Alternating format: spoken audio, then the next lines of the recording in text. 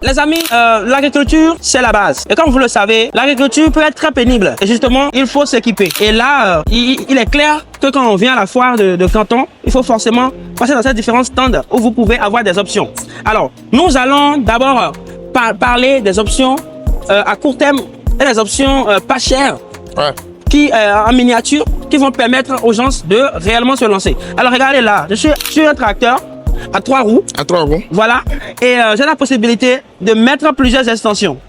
Et cela pourra me permettre de faire mon exploitation comme cela se doit. Alors, quand vous voyez cette machine-là, cela vous inspire quoi?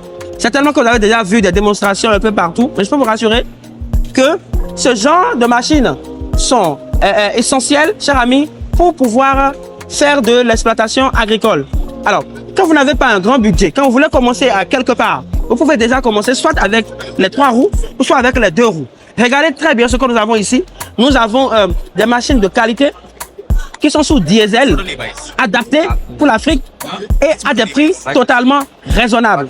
Et il faut faire beaucoup attention quand même, parce qu'il faudrait prendre les précautions pour pouvoir avoir les éléments qui peuvent se user rapidement. C'est justement pour ça qu'il est essentiel, quand vous venez dans une foire comme la foire de Canton, de poser les vraies questions, de demander les choses concernant le service après-vente, la disponibilité des pièces, la maintenance, ainsi de suite. Alors vous avez deux options. L'option de vous équiper pour vous-même ou bien d'équiper les autres. Et je peux vous rassurer qu'il y a beaucoup de marge à se faire sur ce genre de produit. Et il y a également le besoin qui est grandissant.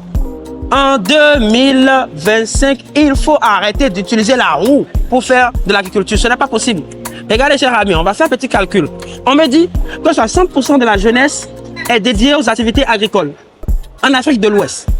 Alors, pourtant, le revenu moyen de ces agriculteurs est médiocre. Et en plus de ça, ce sont parmi ces agriculteurs-là encore, selon les données d'organisation par rapport à la nourriture, je pense qu'on appelle ça la FAO, qui explique que c'est encore parmi ces populations-là qu'on a encore des taux de malnutrition. Et personnellement, j'ai travaillé, parce que je suis statisticien à la base, j'ai travaillé sur des projets où réellement on remarque que c'est parmi ces gens-là qu'il y a encore des problèmes sérieux de malnutrition. Mais pourquoi?